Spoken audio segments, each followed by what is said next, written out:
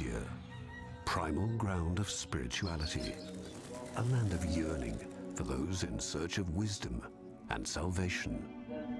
It's a strange and enticing civilization, thousands of years old, situated beyond the mythical border of the Ganges River.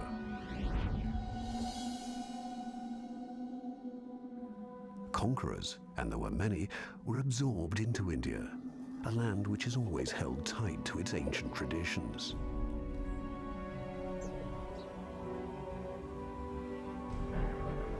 According to age-old wisdom, this is paradise, the place where man discovers his true self. Here, after many cycles of life, he finally becomes one with the all-embracing cosmos. This culture, dating back to a time of mythical darkness, has poetically passed on its unique legends and portrayed them in its astonishing architecture.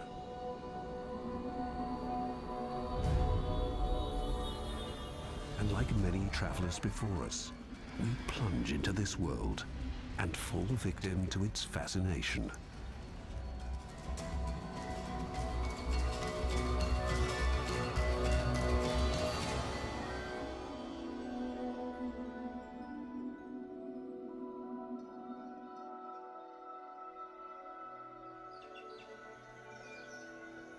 Jains make their pilgrimage to Ranakpur, believers in a religion which emerged long before the modern era.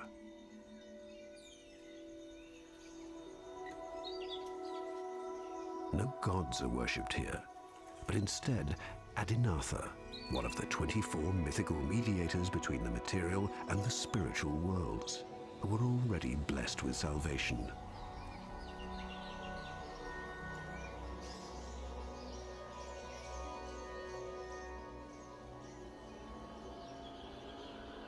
It is the aim of every soul to ascend to this ideal state of consciousness, to rise to ultimate salvation. The soul must be purified, and this is only possible through a simple, humble, and ethical way of life.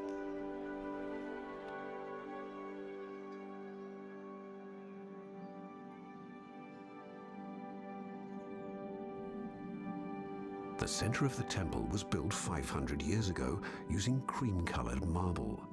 It is bright and airy and open on every side. No priests are required to perform the rituals. The believer acts on his own behalf. This is an ethically challenging religion. All living existence has a soul, not just humans, but plant and animal life too, and even water. Non-violence towards every living soul is an essential part of Jainism, and there are also rigorous dietary regulations. In fact, most professions are therefore equally taboo. The pursuit of truth and the rejection of unnecessary property are essential requirements. This is too much for most people. So Jainism, in comparison to Hinduism, is the preserve of comparatively few.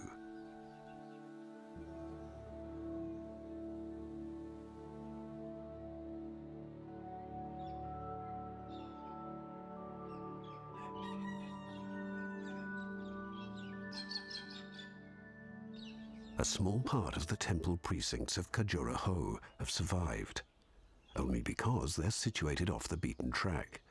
More than 1,000 years old, they're now on the UNESCO World Heritage List, part of mankind's cultural inheritance.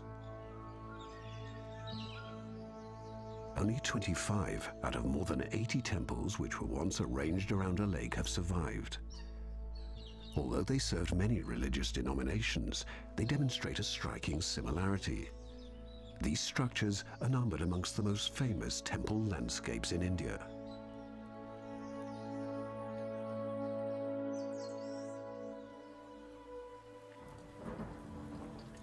Classical Indian temple architecture is famous for its incomparably magnificent ornaments. It ranks amongst the greatest architectural highlights of human history.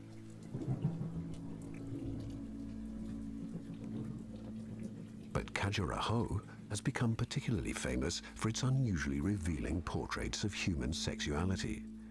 The temples are richly decorated in this way, and the portrayals are completely unique in the world.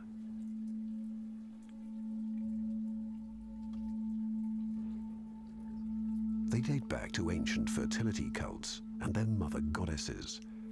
The creation of the world was equated to sexual union.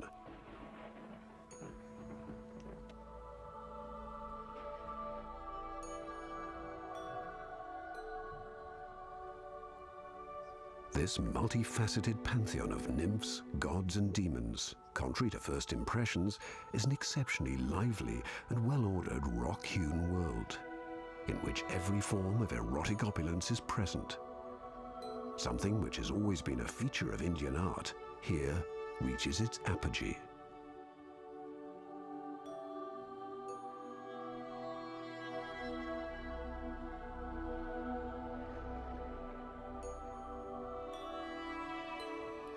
After all, what we see here is a reflection of the universe, something that it is the aspiration of all earthly existence to become one with.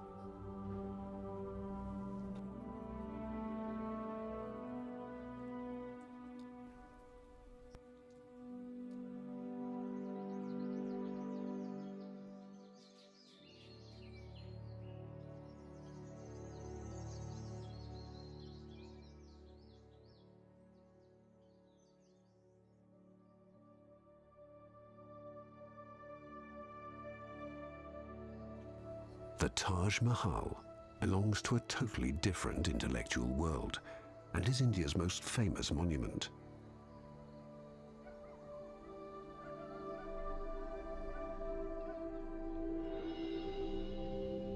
The Islamic Mughal Shah Jahan, one of the great dynastic rulers of the 17th century, spared no expense in erecting the building as a monument to his favorite wife, Mumtaz Mahal, who died while giving birth.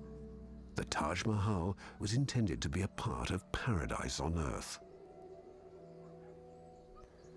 It is a gem of Indian architecture, of a magnificent aesthetic refinement beyond comparison. With perfect symmetry and an almost supernatural beauty, this building has a truly overwhelming effect.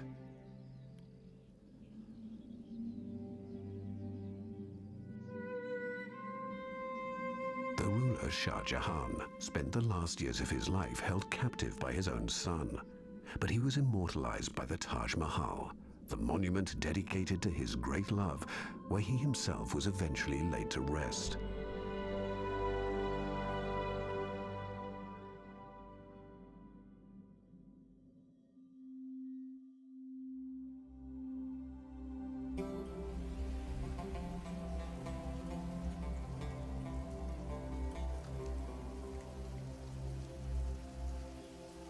Dating from a period even longer ago than the Mughal Empire is the Qutub Minar near Delhi. The name means axis of the world, and the tower is intended to cast God's shadow to the west and to the east. At the time, it marked the eastern border of the Islamic Empire.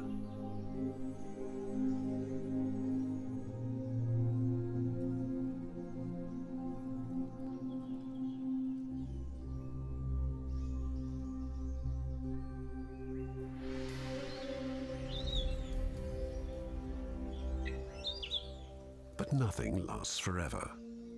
Today, only the tower, which once proclaimed the triumph of Islam, remains intact, despite being struck often by lightning over the centuries.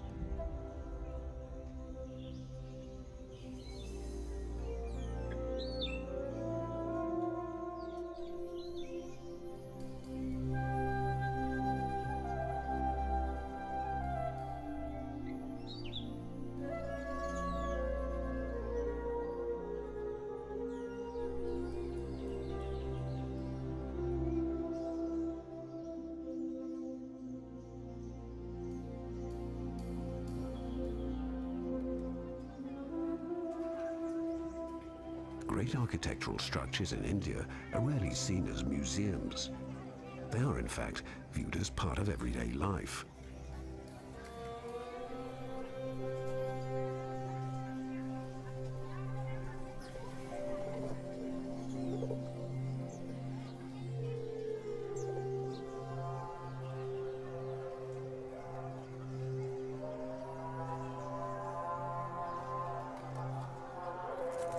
the inner courtyard of India's largest mosque, the Jama Masjid, the believers wash before prayers.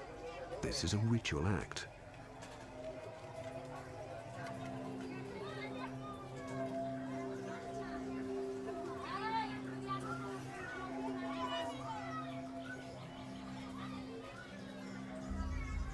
"20,000 believers can be accommodated here."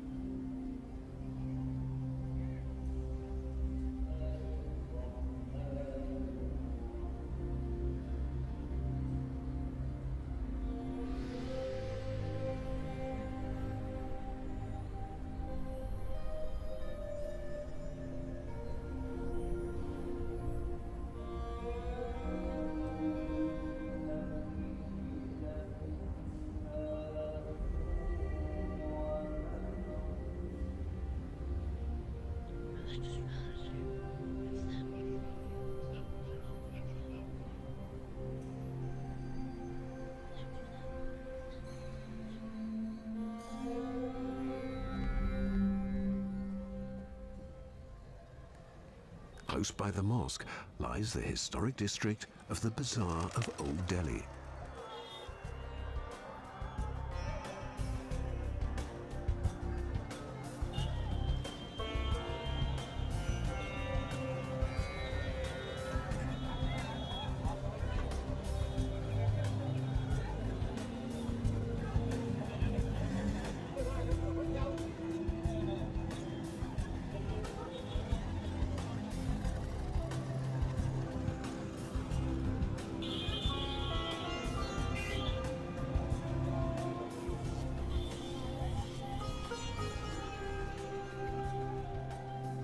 Food is still prepared in the same way as hundreds, maybe even thousands of years ago.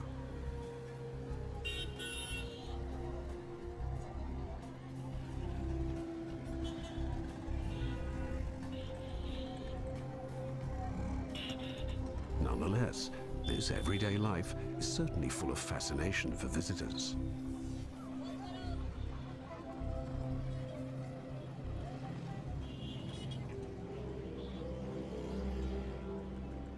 Jaipur is one of the most striking cities in northern India.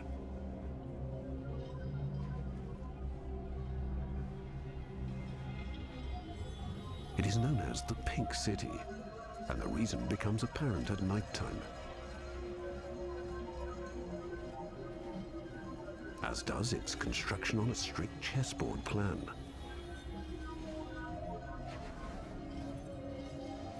And in its center, something that looks like a palace, but actually isn't. The famous Palace of the Winds is a folly, just a facade. The wind blows through the windows, giving rise to its poetic name.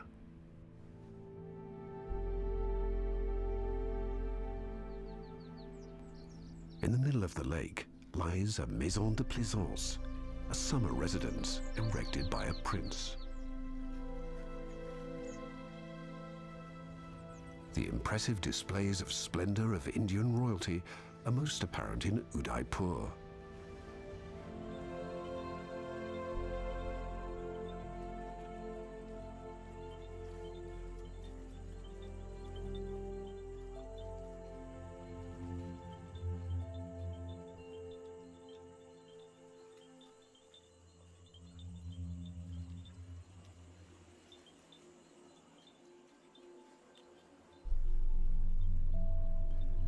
Picturesquely located by an artificial lake and surrounded by mountains, the rulers of the Rajput kingdom Mewar constructed a new royal capital. But it was only after the final defeat against Islamic invaders during a long period of peace that the city came into full bloom.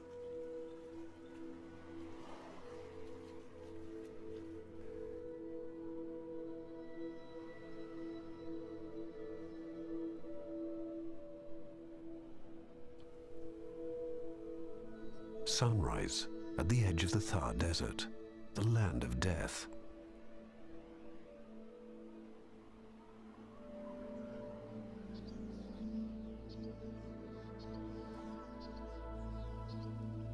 Even here there are cities, oases.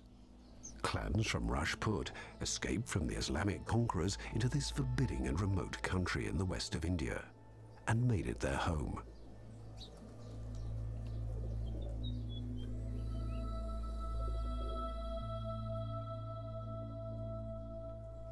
They erected buildings to represent themselves in a stately fashion. These structures still stand impressively to the present day.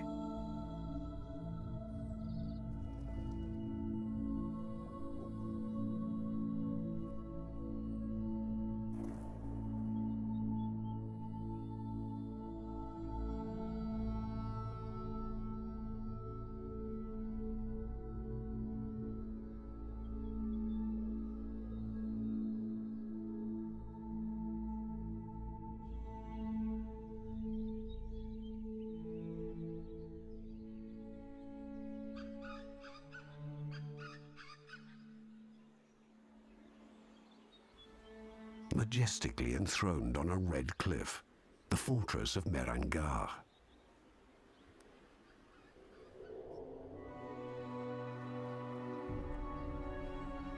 It rules over Jodhpur, the Blue City.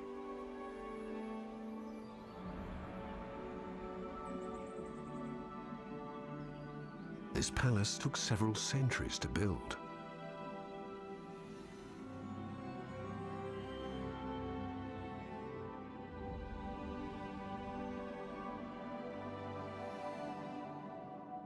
Even though the Rajputs were fierce fighters, their palaces were as luxurious as something from a dream. This precious 18th century sedan chair was coated with gold leaf and needed 12 men to carry it.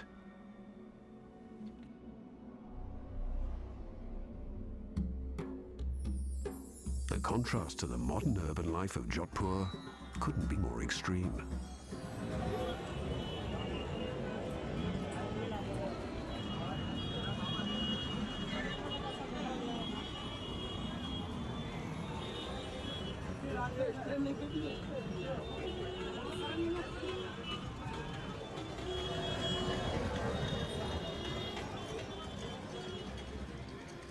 This is an India which is searching for a place between tradition and the future.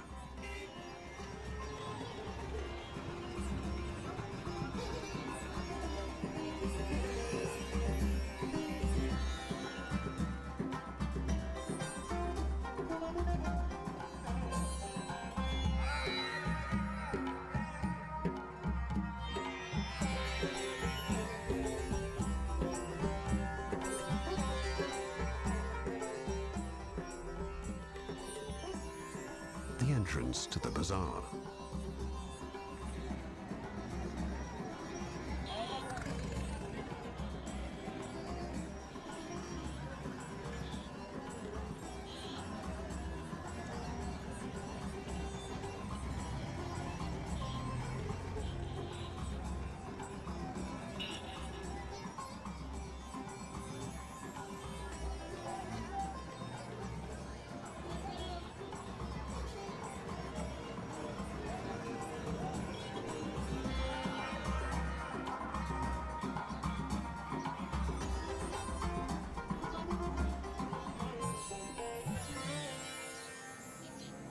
Sacred cows, something usually misunderstood in the West. Cows are not sacred, but have to be respected as much as any other living creature.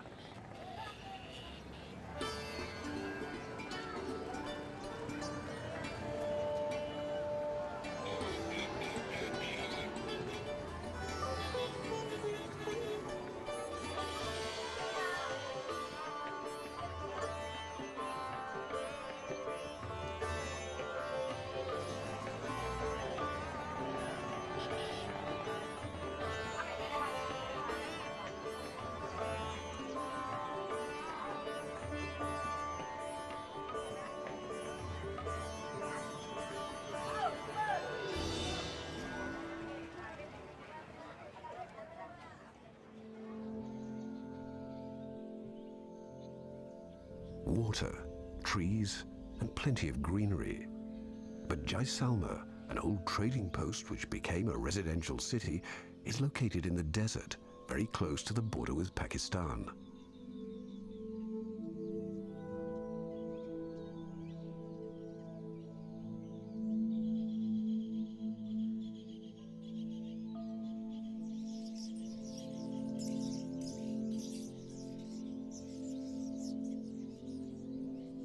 Islamic conquerors from Afghanistan invaded and ravaged India.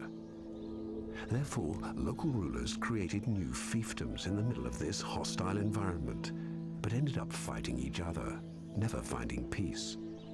This played into the hands of their enemies and led to their eventual downfall.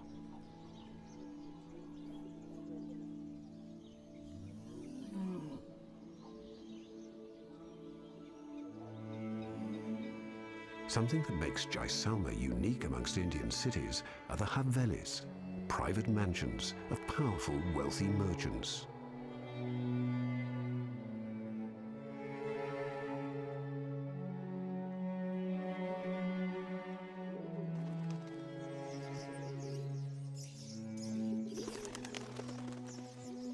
They're astonishing sculptural masterpieces, with finely carved and richly decorated bay windows and balconies. The lattices, columns, and capitals sculpted in stone, elevating these facades to the highest form of art.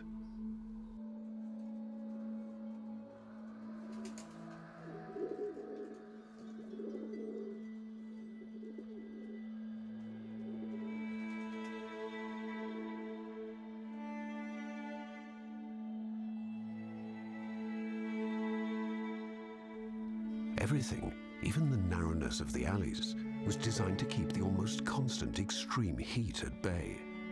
Every breeze was welcome. This was the pragmatic intention behind this elaborate structure.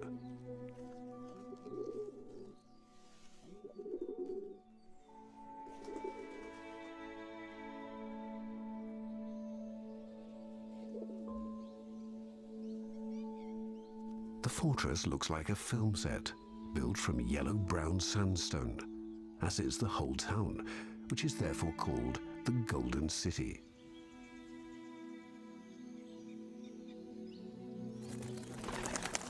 Temples of different denominations exist in the fortress too.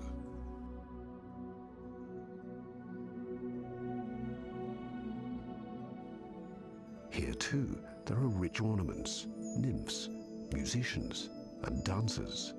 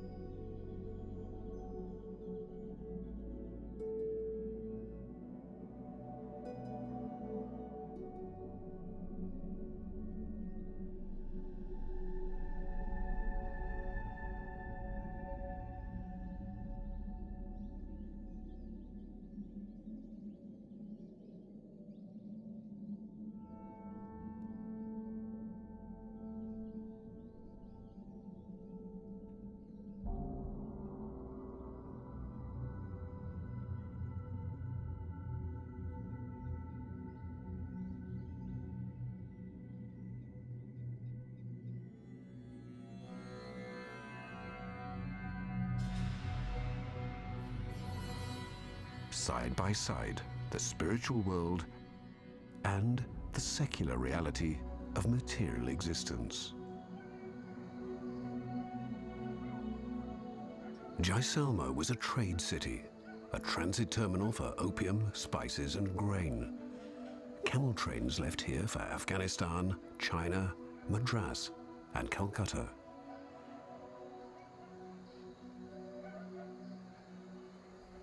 Jaisalmer is a place of trade even today, even if the golden days of the city have faded away into history.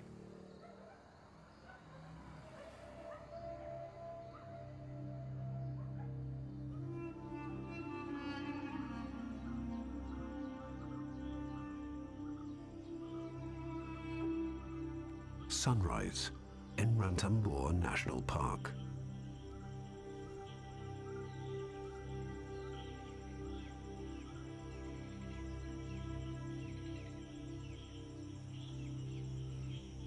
The fascination of India lies not just with its temples, castles and palaces. Its landscapes and wildlife are also completely unique.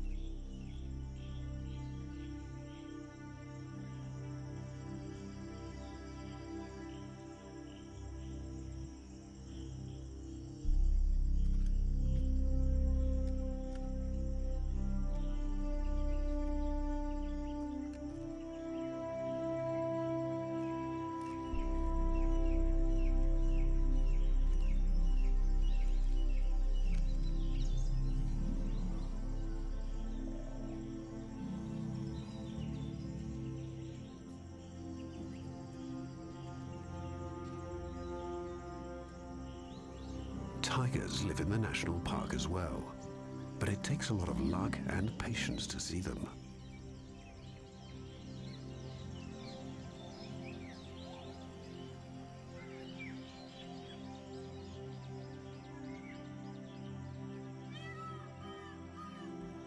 The national park is an enclave where nature is left to its own resources.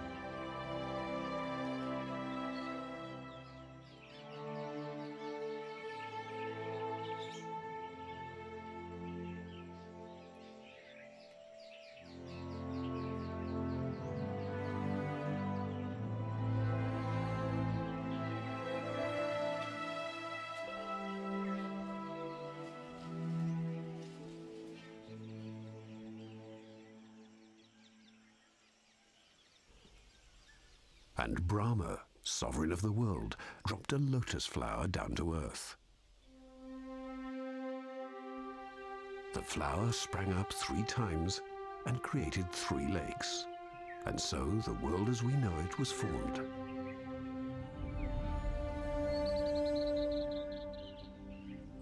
For this reason, Pushkar is one of the most divine sites of Hinduism.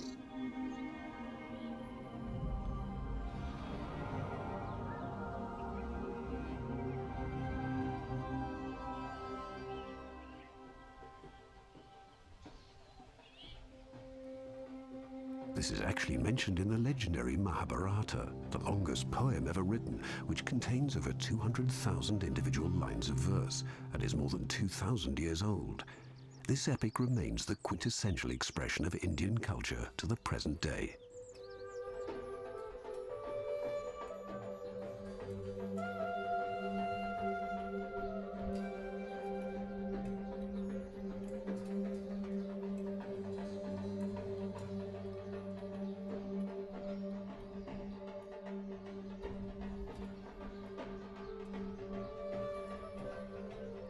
There is a completely peaceful atmosphere, and anyone who comes here is clearly serious about their belief.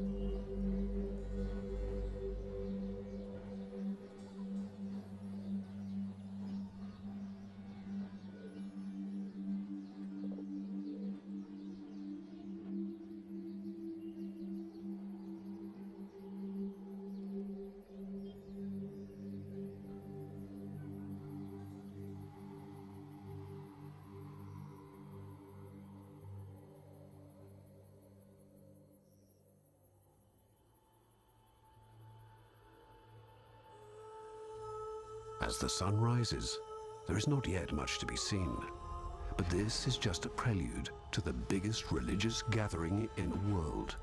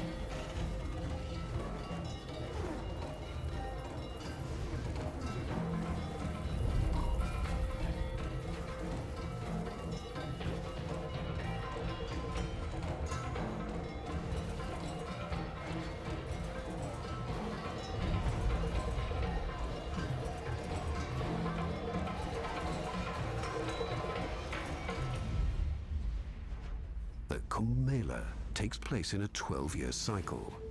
Millions of people take a holy dip at the meeting place of the rivers Ganga, Yamuna, and the mythical underground Sarasvati.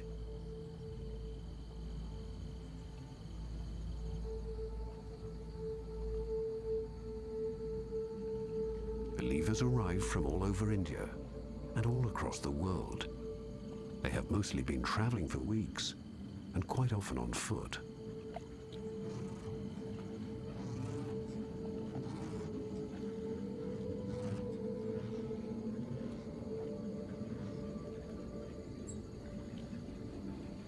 It is every Hindu's wish, at least once in their life, to participate in this event, which is, without exception, the largest of its kind in the world.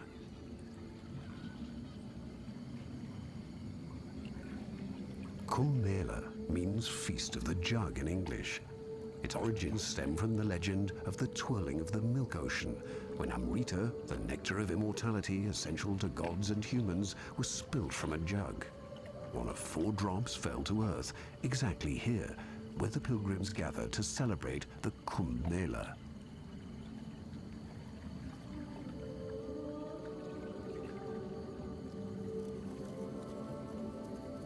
The Kumbh Mela takes 4 weeks, but one specific day is the most important. This is when a special alignment of the zodiacal position of Sun, Moon, and Jupiter takes place. And only then, Amarita turns into water.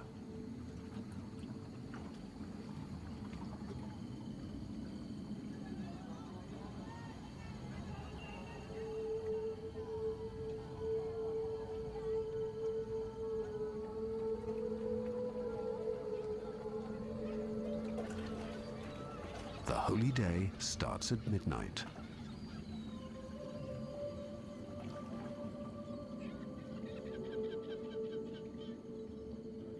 Those who plunge into the holy waters of the river Ganga exactly on this day and at this place will be much more effectively absolved of their sins.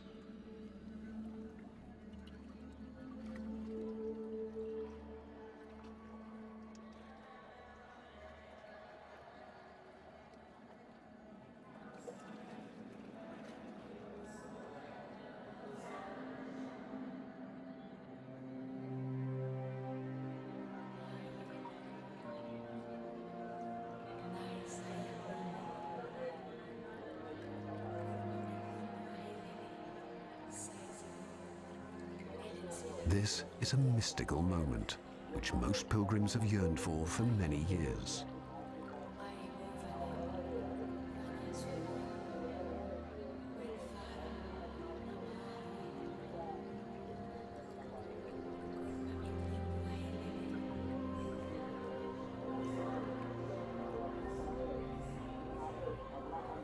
The Kumbh Mela represents the never-ending quest for knowledge and understanding, the passion for purity, for a higher form of spirituality.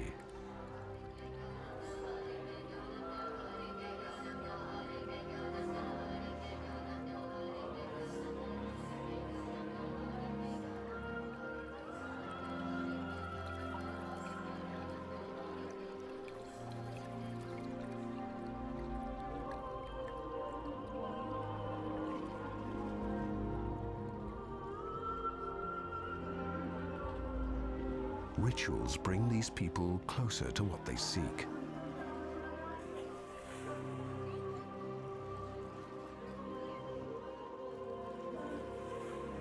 And not least, the Kumbh Mela is a mystical communal experience which brings the pilgrims closer to one another.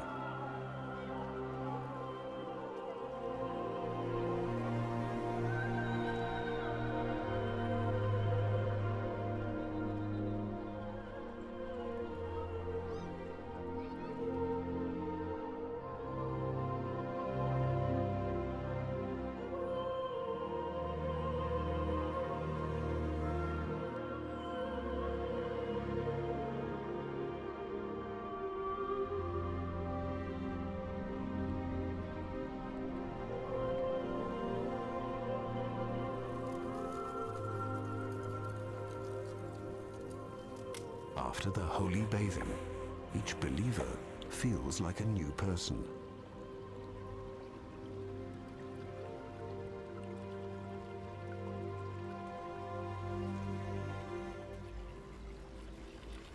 Through entering the water, every believer profoundly bonds with the goddess Ganga herself.